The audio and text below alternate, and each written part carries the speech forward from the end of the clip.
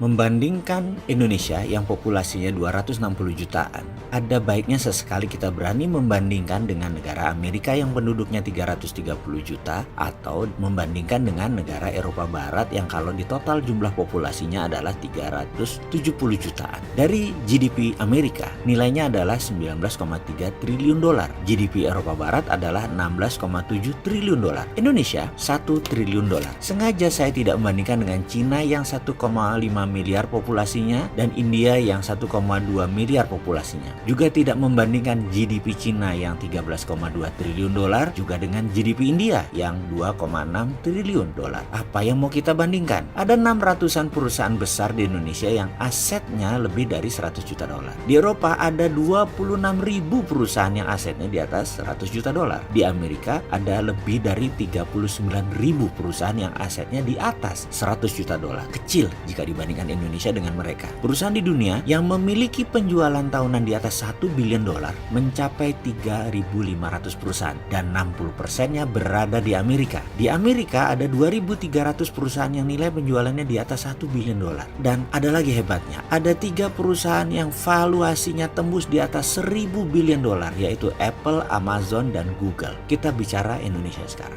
Kalau membagi jenis usaha menjadi dua, ada perusahaan besar, ada perusahaan UMKM. Saya tidak tahu persis kategori besar kecil usaha di Indonesia, tapi bagaimana kalau kita sederhanakan? Versi kita sendiri kita buat standarnya. Yang dikatakan besar adalah yang punya aset atau penjualan tahunan di atas 1 triliun. Setuju ya? Dan dengan nilai itu ada 600-an perusahaan di Indonesia masuk kategori besar. Atau kalau kegedean kita kecilin. Bagaimana kalau perusahaan yang asetnya 100 miliar atau penjualan tahunannya 100 miliar itu dikatakan perusahaan besar? Bagaimana kalau itu yang kita pakai? Kalau kategori versi 100 miliar ada 6.500 perusahaan di Indonesia yang masuk kategori besar. Jadi ada baiknya kita pakai itu daripada cuma terlihat 600, lebih baik pakai ini jadi 6.500. Jadi keren, jadi kelihatan banyak perusahaannya. Lalu sisi lain lagi. Bagaimana sisi UMKM, yaitu usaha mikro, kecil, menengah. Berarti kalau kita masukkan 100 miliar ke atas adalah besar, maka 100 miliar ke bawah masuk UMKM. Kita pecah lagi. Bagaimana kalau penjualan tahunannya antara 2,5 miliar sampai 100 miliar itu masuk perusahaan menengah, perusahaan kecil adalah 500 juta sampai 2,5 miliar omsetnya per tahun, lalu di bawah 500 juta per tahun masuk kelas mikro. Setuju ya? Versi kita biar enak aja kita baginya. Gak usah pakai aturan Indonesia apalagi dunia. Kita jadi kecil nilainya. Jadi gak ada perusahaan besar di Indonesia kalau pakai standar dunia.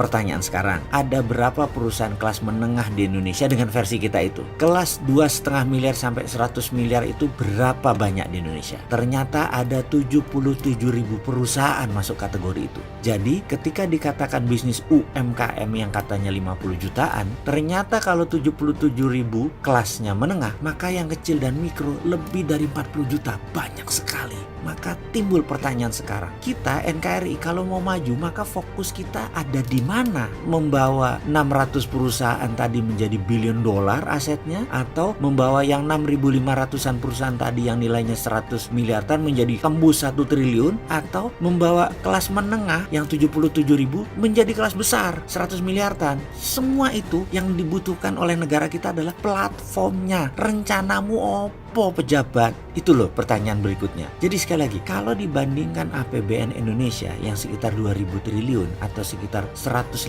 billion dolar, di Eropa ada 100 perusahaan yang nilainya sama dengan APBN Indonesia. Di Amerika lebih 500 yang nilainya di atas APBN Indonesia. Misalnya Google, market cap-nya itu 8 kali APBN Indonesia. Pimpinannya CEO doang, gak harus belusukan masuk got untuk jadi CEO di perusahaan tersebut. Gak harus rebutan masjid, gak harus masuk ke kampus-kampus untuk jadi CEO Amazon. Kesimpulan sekali lagi, untuk mencapai usaha di Indonesia yang menjadi beberapa kali lipat dari APBN, maka negara harus hadir. Jangan sampai seperti dikatakan sobat saya pemeroleh Nobel Laureate yang mengatakan bisnis itu banyak resiko, bisnis itu banyak risknya. Ada marketing risk, ada construction risk, ada financial risk, human resources risk, ada country risk, dan yang terpenting saat ini adalah kurangi government risk. Kebanyakan aturan pemerintahnya. Yuk kurangi aturan government risk agar rakyat gampang berbisnis dan sukses.